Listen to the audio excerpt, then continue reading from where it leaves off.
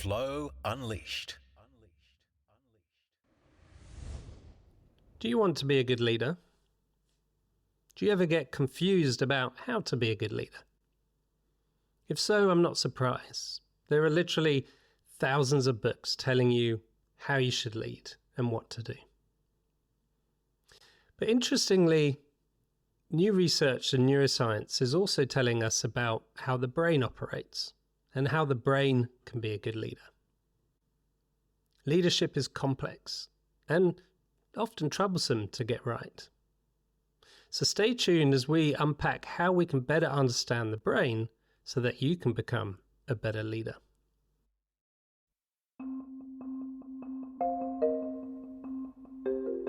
Welcome to Flow Unleashed. I'm Cameron Norsworthy, and this is your podcast for human performance.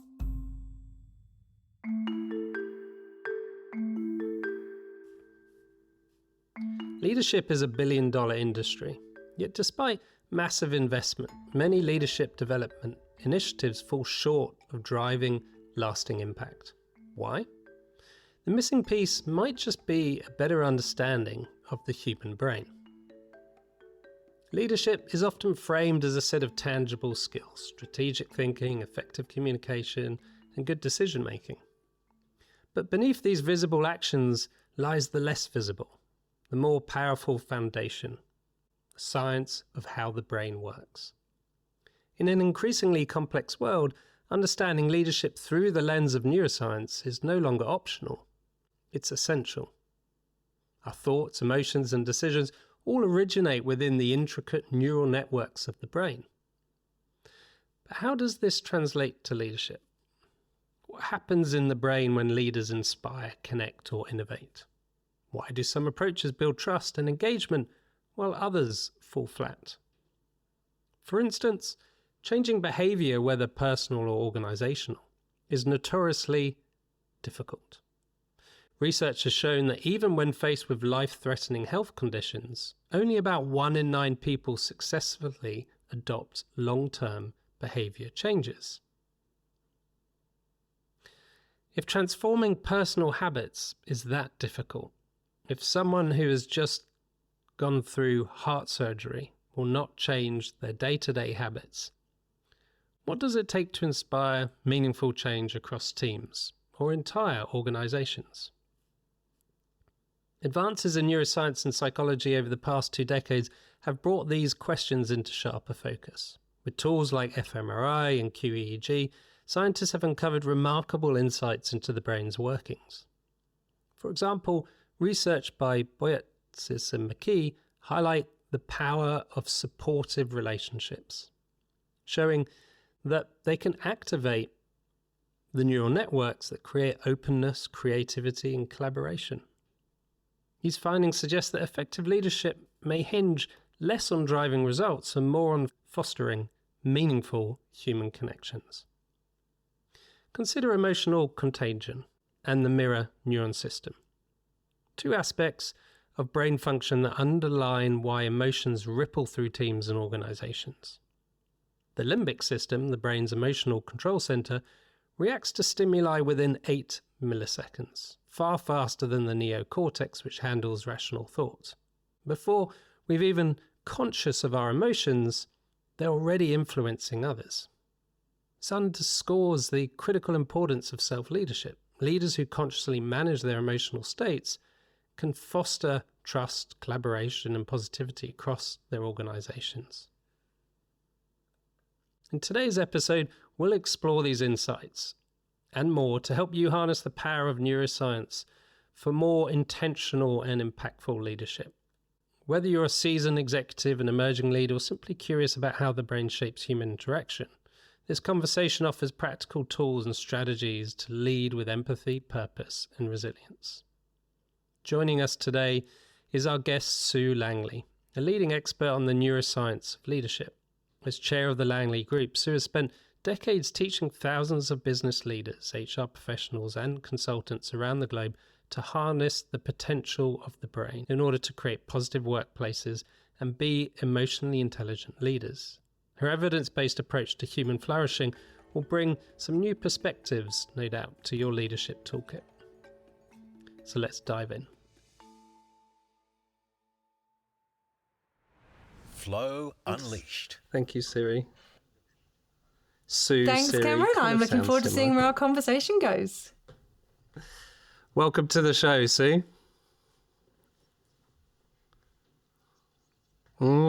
Yeah, it's a shame to miss your talk on the neuroscience of well-being at the European Conference of Positive Psychology. Can you talk to me? I'm not sure that's always an easy thing to do. I've been in the space of sort of positive psychology and neuroscience for a number of years. And for me, you can't really talk about positive psychology of why it works without understanding how the brain works. So for me, the neuroscience has always underpinned everything. When I talk about emotions, when I talk about well-being, neuroscience comes into it, whether we're talking neurobiological, whether we're talking even now genetics, microbiome, and those sorts of things, but also how the brain learns. So really the session was, if we understood how the brain works when it comes to learning, taking in information, memory, recall, making decisions, what could that look like and how would it help us with our well-being? And we had a lot of fun on that session. It was standing ovation at the end, which was kind of lovely because the audience was very much involved in the workshop. So yeah, it was good fun.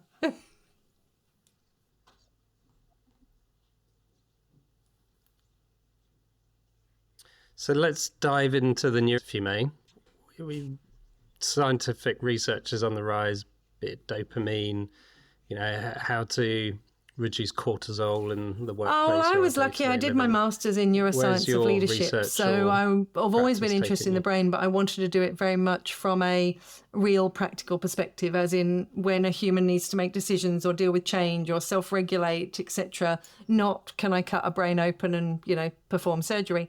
So for me, the neuroscience, when you pair what we know about the brain with the microbiome and how they communicate, has given us real insights into mental health challenges, various diseases of the body as well as diseases of the mind.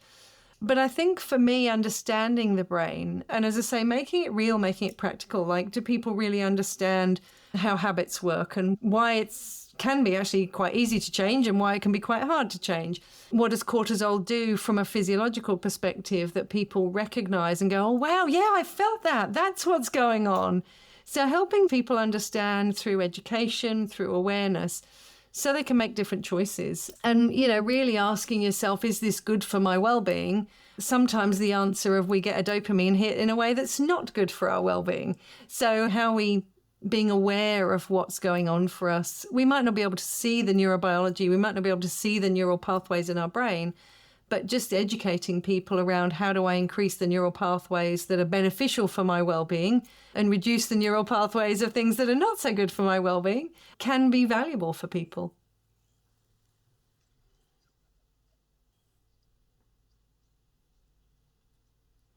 And just to double click on the dopamine's an important one, to give us sort of a practical example to someone, I'm thinking helpful way of producing dopamine is that kind of that pleasure, right? Initial reward, as opposed to a more dopamine that comes from deep engagement. Yeah, don't underestimate, Cameron, the quick hit of pleasure if it's still done through useful well-being means. So if somebody delivers a gift to my front door, I'm going to get a hit of dopamine because it's pleasurable. If I go down to the beach, as I did this morning, and have a cuddle with a dog, that's because mine's a dog beach, that's a hit of pleasure that's not particularly deep and meaningful, but it's kind of nice. So the thing that I always remind people is the dopamine is not just this thing that we hear about. It's a chemical that the brain needs in order to think clearly, to make good decisions, to self-regulate, to pay attention. We need to be fueled up just like a car does. And how I get that dopamine is through either what I think of as brain and body basics, which is your eat, sleep, and exercise, and or positive emotions. So to your point is I might get a little dopamine hit from connecting with somebody, as I just did. So one of my team happens to be down here today, and I caught up with her. And even though we're both sweaty and sticky because it's like 35 degrees out there, we still had a hug, we still had a chat, we had a smile, we had what they call a high quality connection for a few moments. Now, was it hugely deep and meaningful? Probably not, but it was certainly joyful. But then you might also have the even more deep and meaningful when you've had a not so good day emotionally. You might have had a really challenging day. I don't know, your kids have been driving you nuts, you're stressed at work or whatever. But at the end of the day, when your child says, "Love you, Dad," you're like, "Oh, my day was worthwhile. It was meaningful." So I think, to your point, positive emotions can come from a variety of ways.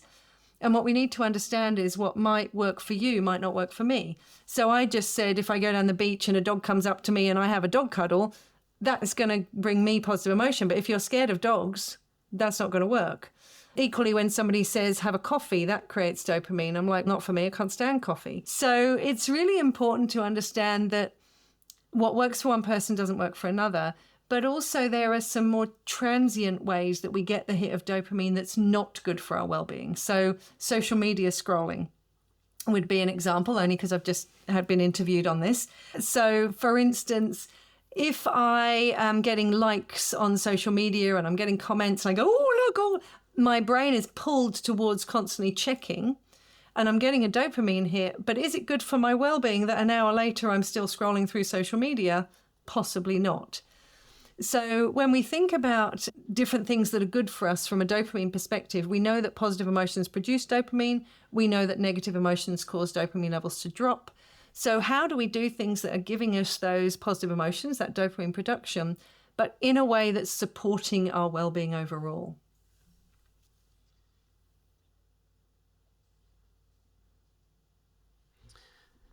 Yeah, interesting. And what are other ways So when of people think about how do I get more dopamine, I always say there do? are drugs, both illicit and prescription, but that unfortunately is synthetic. So therefore you're going to need a bigger dose over time as you get tolerant. Whereas we don't get tolerant to naturally occurring, positive emotions, if you like. So some of the ways that are not so good, sometimes technology can be a challenge if we're not using it mindfully or consciously, if you like. We might find that we're getting it from things that are not necessarily a dopamine hit, but sometimes a numbing, such as whether it's binge watching Netflix or whatever even if you think about gaming is a great way to get in flow. If you think about flow, many games have been set up along the lines of the 8 concepts of flow. But unfortunately, what it does is it can then take away from your overall well-being because you're gaming for 8 hours a day, not getting a good night's sleep, waking up feeling grumpy, then not engaging with other relationships, etc. So, and again, I'm not against technology. I think technology is wonderful when we use it well. But some technology is actually set up to give us the dopamine hit, but detracting us from things that genuinely bring us higher levels of well-being.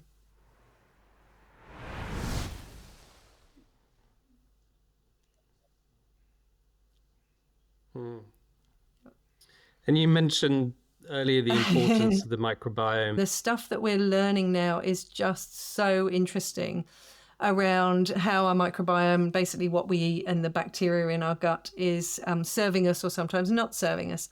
And we now know that within a matter of minutes, messages can go from your gut to your brain through your vagus nerve. We know that certain bacteria produce certain neurochemicals, neurotransmitters, so therefore what you eat plays a part in how you feel. We've got a great paper. Caitlin Cowan wrote a brilliant meta-analysis of the impact of the gut microbiome on anxiety and depression and other mental health challenges that we've now got strong evidence for. So I think there's a lot that we're still learning. It's quite a new area. But it's given us a huge insight into what's playing out. And the thing that I really love, that I often teach people that I think is really useful, is if you think about the bacteria that's in our gut, I break it down into 3 simple categories. There's a lot more than that. There's about 50,000 strains of bacteria, but 3 simple categories. One is commensals. They are the bacteria that's good for you. One is pathogens. They're the bacteria that's not good for you. And then the other ones I'm going to put in the general bucket. So they're ones that are not helpful for us humans. They don't help us and they don't harm us, but they actually feed one of the other 2. So we've got them in our gut too. So one of the things that struck me, and I share with people, is bacteria are living beings. And like most living beings want to live and reproduce. That's what a living being wants to do. It wants to stay alive. Now, the only way that your gut bacteria has of staying alive is to make you feed it. They have to get you, the host, to feed them. So if you've got bacteria in your gut that thrive on sugar, somehow those bacteria, to stay alive, have to get you to put sugar in your mouth. And the way I always talk about it is I imagine that the little bacteria in my stomach are basically standing there going, feed me, feed me, feed me, sending a little message through to my brain that makes me go, oh, I need some chocolate. And that kind of makes sense. But then another neuroscientist who came on our diploma, so this lovely lady who's a neuroscientist researcher, she came on our diploma last year and I was sharing this. And she said, you do realize that also happens with cortisol. So basically, to your point, is if I have lots of bacteria in my gut that like eating cortisol, what they need to do is go, feed me, feed me, feed me, send a message through to my brain, which is going to encourage me to create stress in my life so that they get fed. And I'm like, oh my goodness, I'd never even thought about that. So that's the thing that I love about, we see this in nature all the time. You have a host and then you have a smaller animal that lives alongside, like the birds that perch on the back of cows or rhinos or things like that. There's a symbiotic relationship. And we have to remember that we have roughly a football-sized amount of bacteria in us and on us, all over us, that is potentially having more of an impact on our choices than we perhaps might care to agree with.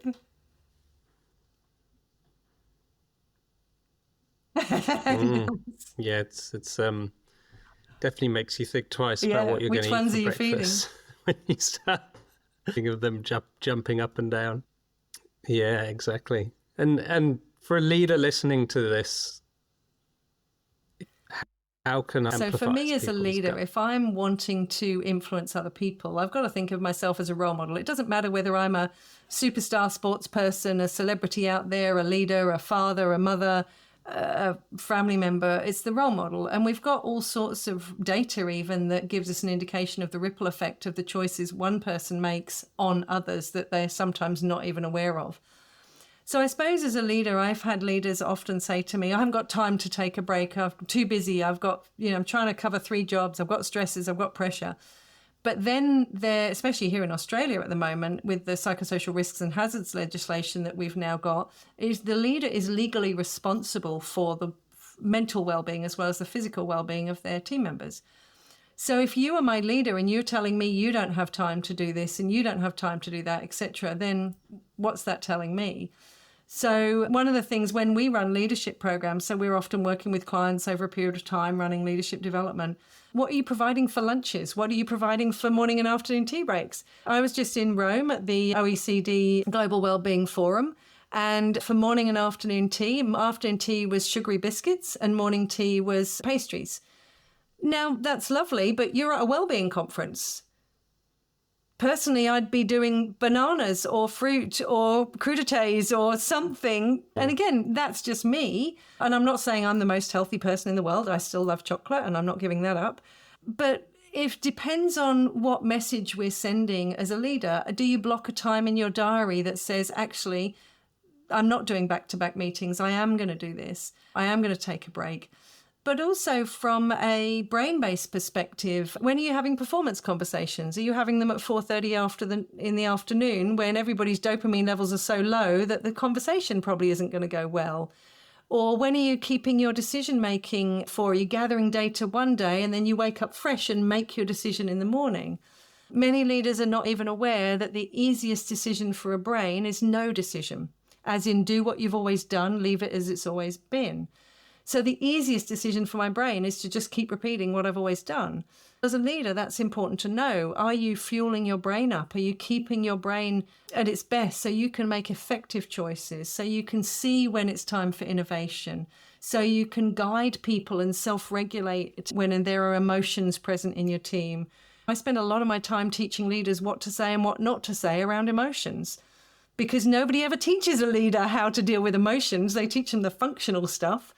But when we talk about anything to do with performance, I'm sure you will know emotions are a huge component of that. If I can't manage my emotions, then I don't drag myself out of bed in the morning because my strategy is to keep my well-being up. I go with the impulse of, no, I want to lay in and I'm feeling grumpy today.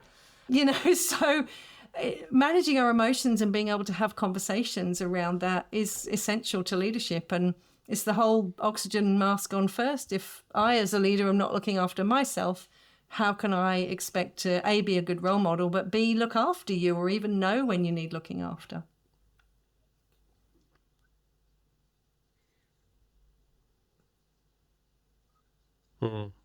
Yeah, I think one of the most wonderful things positive psychology has done in the leadership space is take the focus away from the leading to the leading of, and having self-leadership. And, if we're not walking the walk and have if we're not authentic with what we're saying, that comes across, and distrust comes across peers and teams and colleagues. And and to your point, Cameron, as a leader, if I can't manage my emotions, that when I am feeling stressed and overwhelmed, if I can't manage that, then all I do is the next meeting, I take that out on somebody else.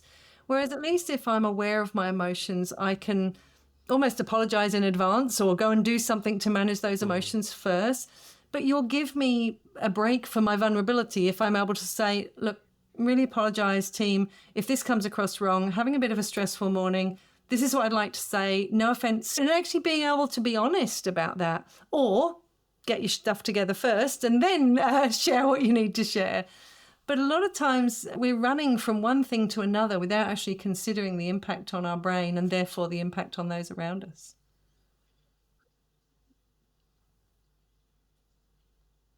I guess I also see emotions equals weakness a lot, as in the sense the leader doesn't feel safe to be emotional, or they don't feel safe to hold the space for other people's emotions and learn through them. There's often this sort of dismissive approach to, yes, let's keep a lid on that, not a lot to learn there. That's just a discipline and an annoyance. Let's focus on. If we think about the intelligent use of emotions are data, they're information, and they're trying to tell us something. That's all they are. They're data, they're information, they're trying to tell us something. So if you think about that, if you've got any leaders listening here who are interested in financial data and performance data, etc., if you imagine an Excel spreadsheet with financial data on it, if that data is inaccurate, you are going to make some very poor choices about what to do with your money. It's exactly the same with emotional data. If you have inaccurate data, you're going to make some poor choices, whether it's for you or the other people. So I think for me, as any good leader, if you can understand emotions, if you want more engagement and higher performance, you have to be dealing with emotions, because you cannot possibly have engagement without emotions, because engagement is how I feel. It's how I feel at work. Do I feel engaged? Do I feel valued, etc.?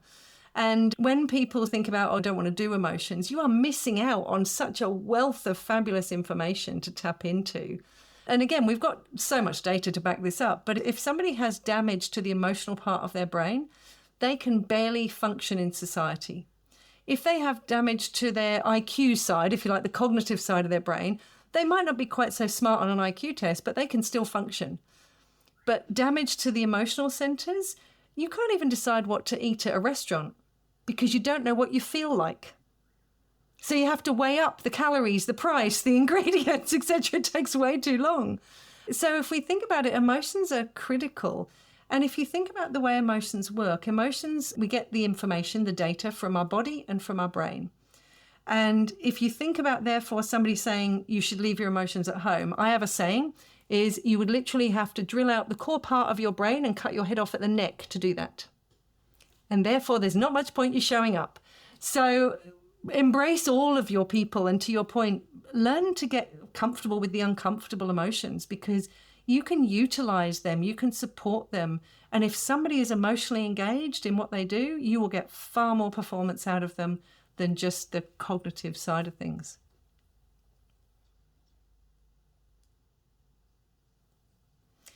Well, a lot of it comes down to education, because to be perfectly honest, we're not educated much on emotions. You've got children, sometimes when they're little, they do the happy face, the angry face and the sad face, and then after that, they're kind of done. That's all our emotional intelligence is.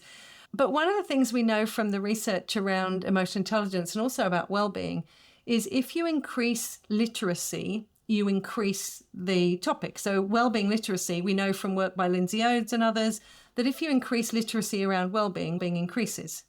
Equally, we know from the research over the last sort of 30 years about emotions is if you increase emotional vocabulary, you increase people's ability to both perceive, understand, and manage emotions.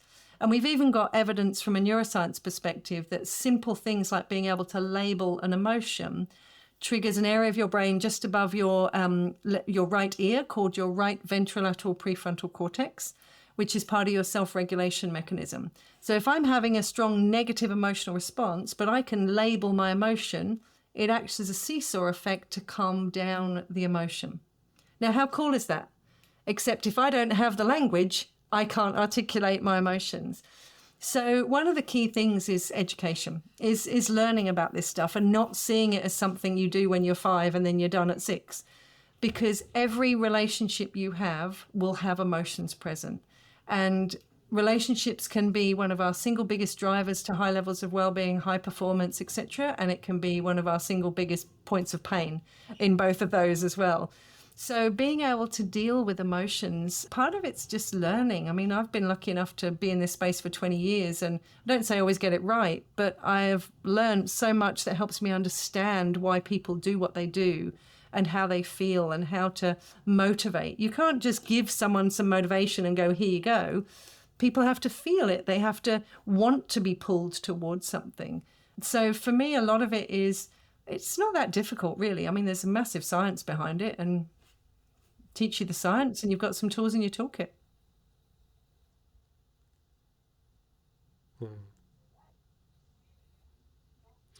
Yeah, I often find the integration of that process complex.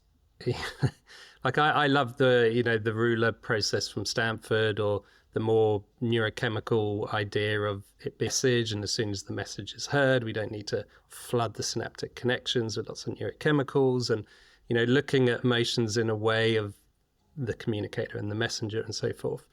But often when we're looking at a culture change or leadership or changing decades of conditioning and habits, there's this transition period that can be a little bit messy or a little bit turbulent or confusing, right? Or like I like to say, complex, where we're not sure what to trust, and we might be more reactive than how we would want to respond.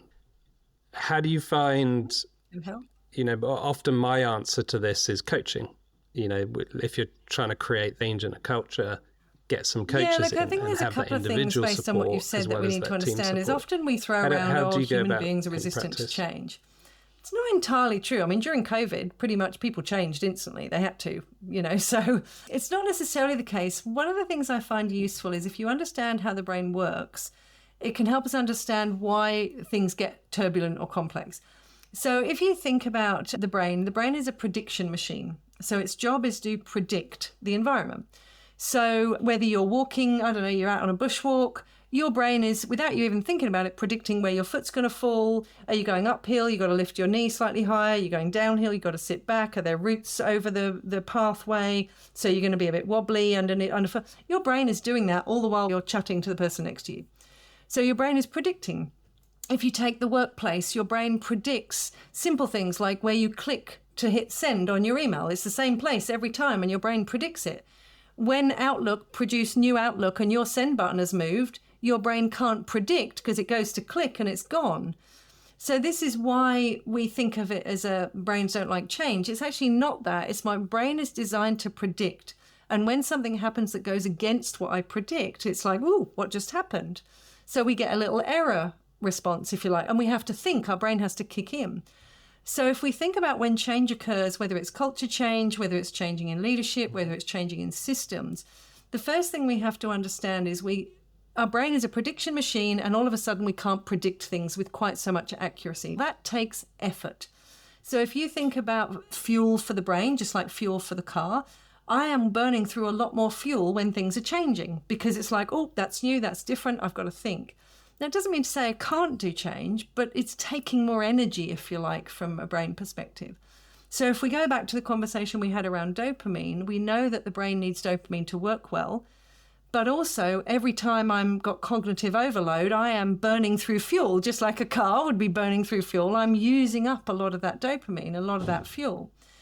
But then if you think, well, I'm also stressed, I'm overwhelmed, I'm under pressure, which also causes dopamine levels to drop, now I can't think clearly in the first place in order to find a better way. So for me, again, understanding the brain is, okay, number one, the brain's a prediction machine. So when things goes outside what I predict, it takes more effort. The prefrontal cortex needs a lot of fuel, just like a Ferrari needs a lot of fuel to run. And if I'm low on fuel, I can't do that higher order thinking like good decision making, self-regulation, paying attention, strategizing. I can't do it as well anyway. Put those two things together. Of course, it takes more effort for the brain. I did, as I said, a diploma in the last week or so it's 6 days straight. And after the first day, all of my participants were exhausted. Now, they're sitting there learning and they had a great time, but I knew they're always exhausted the first day because you can do your job that you do normally quite easily for 8 hours because you've got habits, it's easy. But as soon as you ask people in a totally different setting, you don't actually have to do anything apart from think and learn. That's a whole lot of fuel that you're using that you don't normally, that your brain is basically burning through fuel much quicker. So we get more exhausted. So I think with two things interplaying, the prediction element and then the lack of dopamine, we put those two together. Of course, it's complex, but understanding that can help us.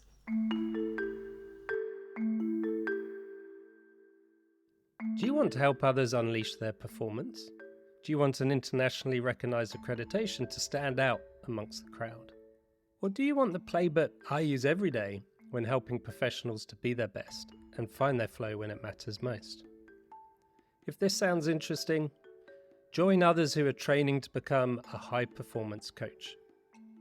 We are on a mission to train a fellowship of expert practitioners and coaches to work with us and help make the world a better place.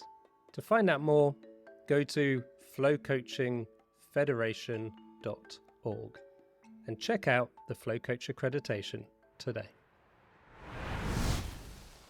Yeah, I just want to add to that because it's such an important point.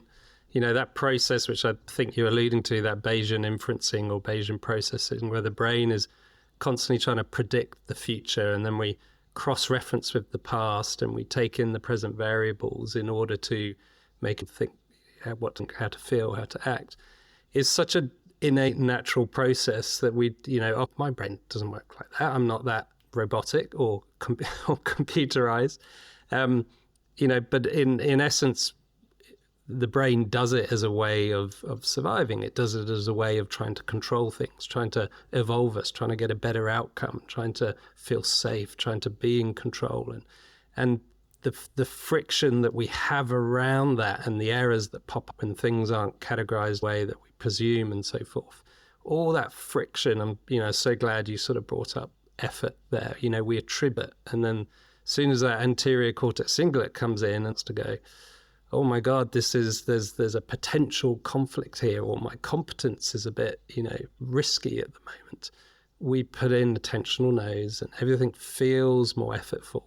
And when you cloud that with a host of neurochemicals because they've been conflicted, there's other messages coming up. It can be this neurochemical cocktail that kind of washes around and we feel overwhelmed because of this friction to the way we're trying to predict. Absolutely. We often, and just we understanding like to put that, I guess, and not necessarily like judging that as a bad. Last week on what I call imposter thoughts. Most people call it imposter syndrome, but I will never call it imposter syndrome because that indicates there's something wrong with you. Whereas we all have imposter thoughts at some stage. But I think what's really interesting around this is when you sort of talk about that sort of effort and I think of fuel and whatever is when you understand it, it makes it easier to understand how your brain is working. And we need to understand the brain wants to be as efficient as possible. So when we talk about habits, many people think about habits of behavior. Do I clean my teeth at night? Do I put my right leg in my trousers first in the morning? I don't know, whatever. We all have habits of behavior.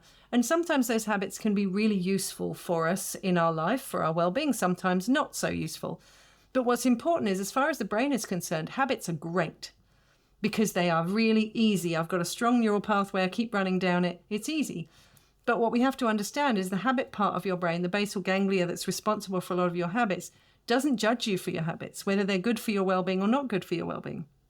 Its job is just to keep you repeating them. But what sometimes people miss is habits can be habits of behavior, but they can also be habits of thought and habits of emotion. So to your point is, if I have a habit in my way of thinking of everything's awful, everything's terrible, why always me, leaders never do this, nobody cares about blah, blah, blah, that's a habit of thought. And that's the pathway that my brain goes, yep, I've got this. We run down this every day. Yep. Because a brain's job is to be efficient. And sometimes, to your point, we shortcut things. So when things change around us, it's like, no, this is the pathway I run down. And that's easier for me. And I want to keep doing the one that's easier for me, whether it's good for my well-being or performance or not good for my well-being or performance.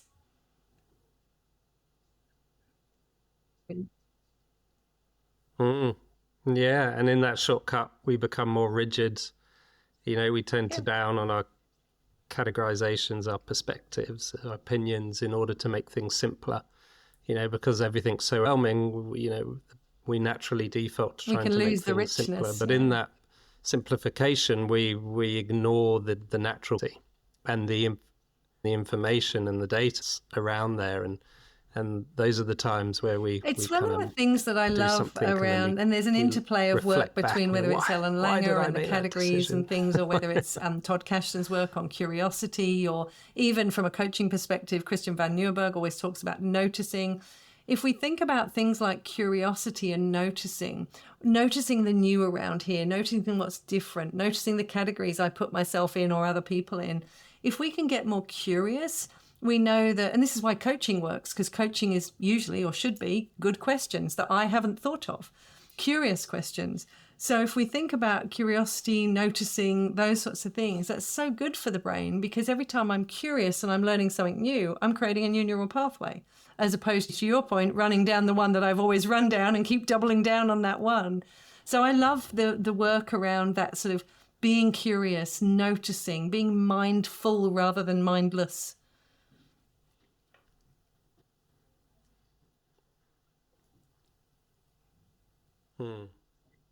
Yeah.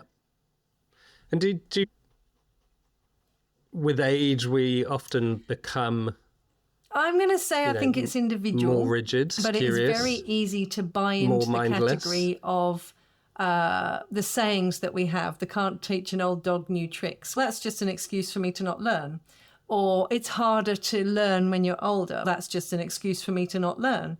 So sometimes when we buy into a category, we will then start to play to the rules of the category. And this is the work of Ellen Langer that I really love, is if I have a category of old, there are certain implied rules that go with old, as in I can't do that exercise anymore, or I'm going to forget things, or I'm not good at technology, or whatever other silly stereotypes that we have. But one of the examples that I often give around this when it comes to categories is we've got to be really careful, because I always ask the question, has anybody ever walked into a room and forgotten why you've gone? And most people will put up their hand. Yep, absolutely, I've done that. Now, if you're past a certain age, whatever that age is in your head, that you have decided you're older, when you walk into that room and forgot why you've gone, you'll go, oops, I'm having a senior moment, or something along those lines. If you are a different age and you've just had a baby, and men use the term, but usually towards women, you will say, baby brain. Now, what's interesting is the same thing has occurred. Two people have gone into a room and forgotten why they've gone, but based on the category they're in, new mum, older, we will describe it differently. So to your point, do I think it's harder to learn? Potentially, but I think we give ourselves too many reasons for it to be hard to learn. Like the oldest recorded person growing a new neuron was 96 years of age. There's research around people in their 40s taking up running have neurogenesis, not just new neurological pathways, but actually new neurons created taking up running. So we know that the brain can learn. It learns every day. We grow new neurons, we prune neurons, etc. But are we sometimes giving ourselves an excuse not to because, you can't learn at my age, this sort of thing. And we make assumptions that may or may not be true.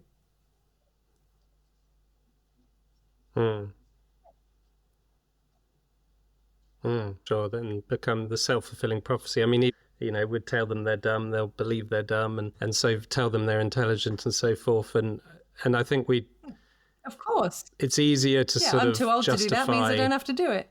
Like learning a new Avoidance. language. It's so much easier to learn a new language when you're younger. Yeah. So I go to Italy and I don't bother trying. How do I know if it's difficult to learn? Because I haven't actually tried in the first place.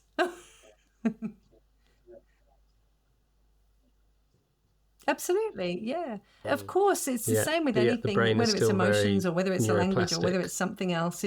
Everything takes effort.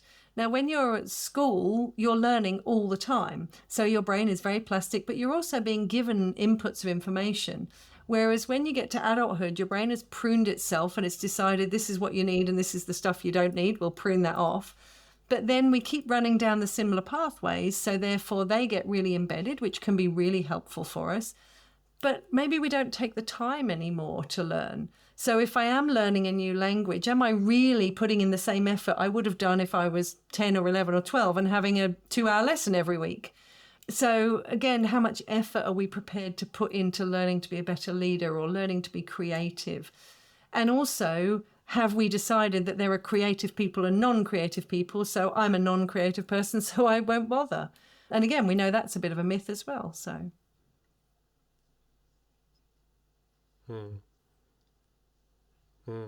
Yeah, and whilst we know synaptic pruning may decrease, I think a lot of it is habit, right? And how we approach things and whether it's up for that curiosity and more synaptic pruning and or whether we want to shape I think something I read that you wrote. Oh, that was work that I did with one of our clients. You said something about we shape the school, and they always remind us. that it's two-way, and that's the same with life, isn't it? We shape our environment shapes us.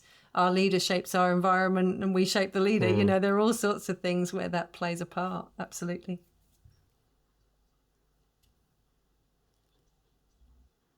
Yeah, and often I find people are at problem states. We're in one of those scenarios where we don't have enough empowerment in and again, it's one of the reasons that I love the work years ago by Nicholas Christakis and James Fowler about this sort of ripple effect. And it became boiled down into sort of pop psychology, into you are the sum of the top 3 people or top 5 people you hang out with, which, yes. But if you look at the actual research, when I first read that research, the thing that struck me more than anything is, yes, I have a ripple effect 3 degrees beyond me to people I don't even know, which is great. That's good to know. And they are having an impact on me. So be careful who you hang out with. But what I really took away from that research is the responsibility on me. If I'm having a ripple effect 3 degrees beyond me to people I don't even know, how am I choosing to show up? Whether it's now on this podcast, whether it's on the accreditation I was doing earlier, whether it's on our diploma this evening, how I am showing up will have a ripple effect far beyond me. So what choices am I making about how I show up in this moment?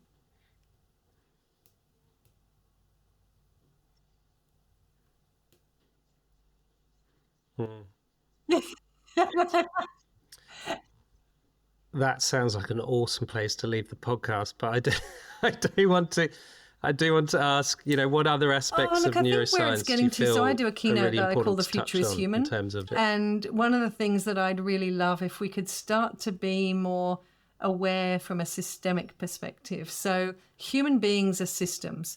We have neurosurgeons that cut into the brain. We have cardio specialists that deal with the heart. We have gastro specialists that deal with the stomach, etc. But we are one system. And you can't do something with the heart and not expect it to impact the rest of the body and the brain, etc. So it's the same with systems awareness from a bigger picture perspective, like exactly that sort of quote just mentioned, we shape the school shapes us. That's their sort of motto. But if you think about that from a systemic perspective, where I'd like to see it going is each area has researchers that focus on one particular point. So there are microbiome specialists that focus on the gut bacteria. There are brain specialists. There are positive psychology researchers, some that focus on flow, some that focus on meaning, some that focus on hope, etc.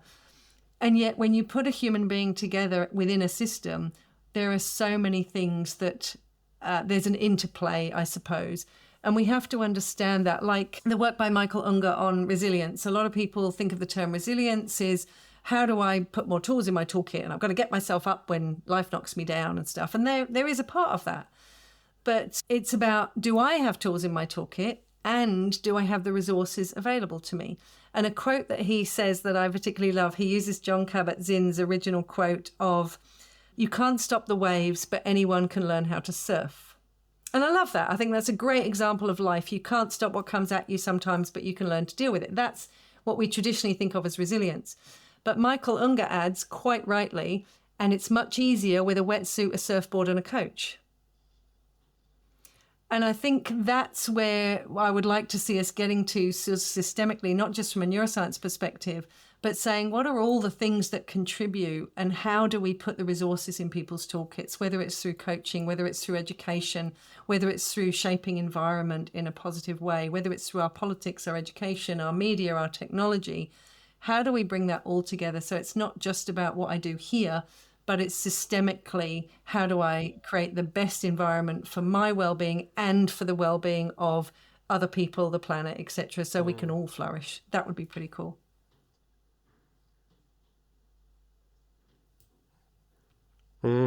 Yeah, I love, and I guess seeing everything through the lens that everything has a relation. There's a relationship with everything, and even if it's a performance-based scenario, that the relationship I have myself when I fail or make a mistake will dictate how I respond. And it's the relationship my head has with my gut, the relationship, the food with my gut, it's all, and without that kind of relational lens, we don't get that full picture. And, it's an interesting one because constantly trying to isolate and break things up, reduce the variables, but intelligence kind of comes, there's a level of inaccurateness. It's something I talk about with my students all the time, is a researcher's job is to operationalize something. It's to take a piece of the puzzle, to define it, to then look at, if I change this variable, what happens to this variable? And that's brilliant. And that's how we gain more scientific knowledge. But to your point, even if we take things like positive emotions, flow, meaning, they are all interlinked in different ways. If you think about subjective well-being and how I feel today, if I feel more positive, according to Barbara Fredrickson's broaden and build theory, I am much more likely to be able to leverage my psychological resources for hope and optimism, or my intellectual resources for creativity. And then when I do that, I might get a sense of meaning and psychological well-being at the end of the day that then goes, oh, I feel like I've made a difference today. And therefore I'm more likely to be more helpful and more altruistic and kind when someone asks me for help. And woohoo, that's my social resources. Now I'm building relationships. So I think whilst a researcher's job is to operationalize it, real humans are within a system, and we are a system ourselves, and understanding how all these little things interplay. And for me, that's why I like to look at, I've had my genetics tested, I've had my epigenetics test, I've had my microbial test, I've had my brain scanned. I've tried to do so many things of treating myself as a scientific experiment to try and understand how all these things play out together, because we are not just one thing. And I'd like to see more of that sort of happen, more of that understanding. And it also means there's way more levers we can pull. So if you have an understanding of the systemic, you can go, okay, this strategy is not working right now. Let me try this one, this one, this one, this one. So I've got more tools in my toolkit to help.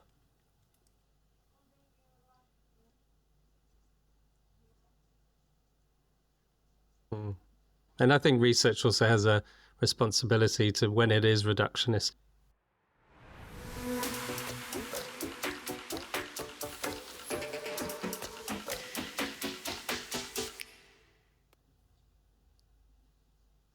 words there. Well, we're going to slowly come to the end of the podcast. We always ask guests two questions. Can't see it on the video. I know you can see me now. You see a few books behind me, but I've got books on either side of me. So I love books. And I could go back to The Lion, the Witch and the Wardrobe when I was a child, had an impact. But I think any fiction book that I read as a child that takes you to a different world. And one of the reasons that I kind of love that now is there's wonderful research, if we go back to emotions, that shows people who read more fiction books have higher empathy. Because what fiction books teach you is different perspectives, because you always hear the inner thoughts of all of the characters, if you like. So you often get different perspectives. I thought that was interesting. I think one of the fact books that I really love is Social by Matt Lieberman, because it describes a lot of the social neuroscience. And Matt Lieberman was the one that came up with the seesaw effect around labeling emotions. So I do love his book, Social. But there's probably, I don't know, I've got in my eye shot probably about 200 books sitting here just off to one side that I think, oh, that one. And Social is still a favourite. Actually, Ellen Langer's new one, The Mindful Body, is pretty good too. It's definitely worth a read. Time to flip the mic. What do you hope for the future of positive myself psychology? To put me in the hot seat, turn the tables.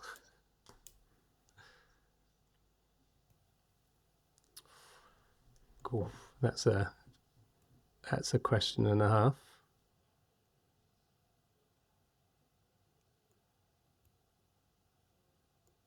My hope is that it's probably becomes more integral to psychology.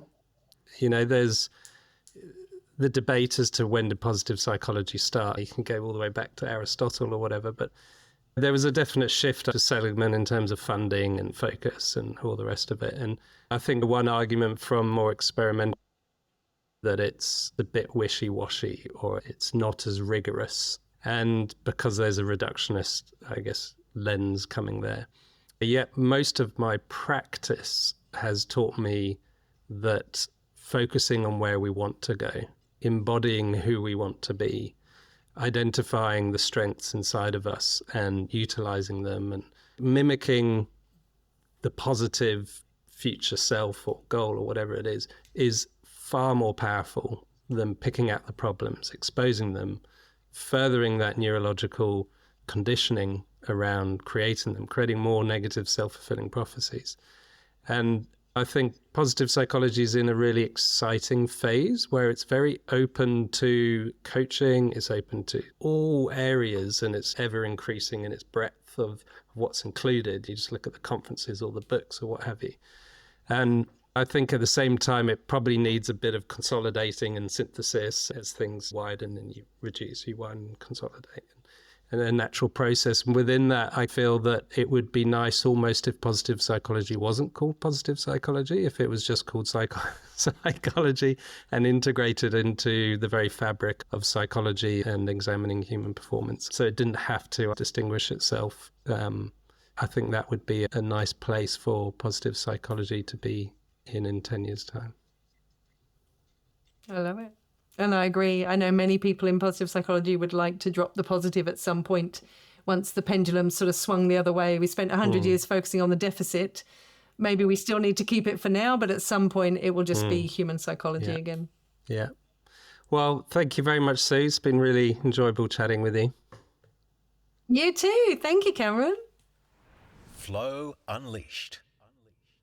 I enjoyed this chat with Sue. It reminds us all to first understand how the brain works before we try to inspire or change others.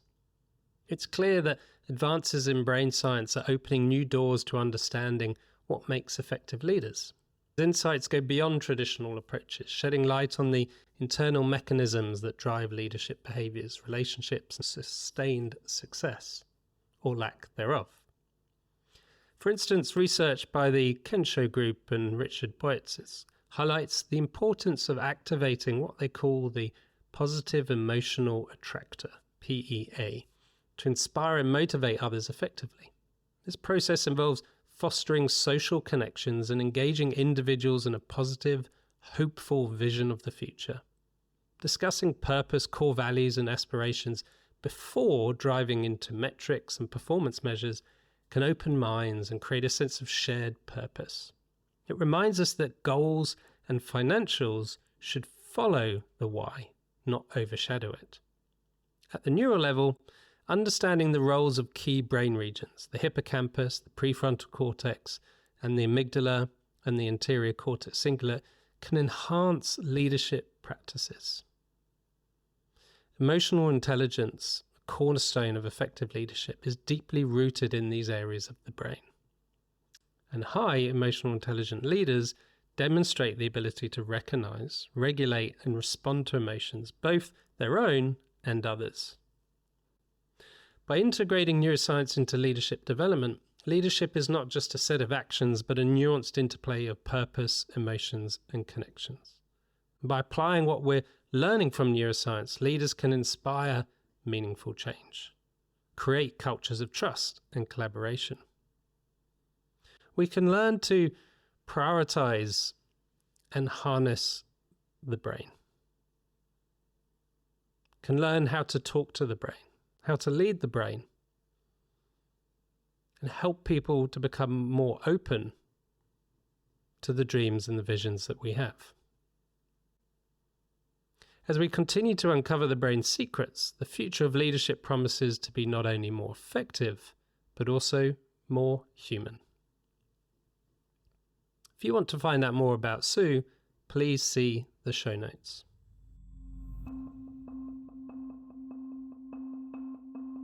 Thank you for listening to Flow Unleashed. If you enjoyed listening, please subscribe to get notified when our next episode drops. The more people that subscribe, the better I can make the show for you. Equally, please leave a review. Your review will go a long way to helping others find this pod. Until the next time, thank you for listening to Flow Unleashed.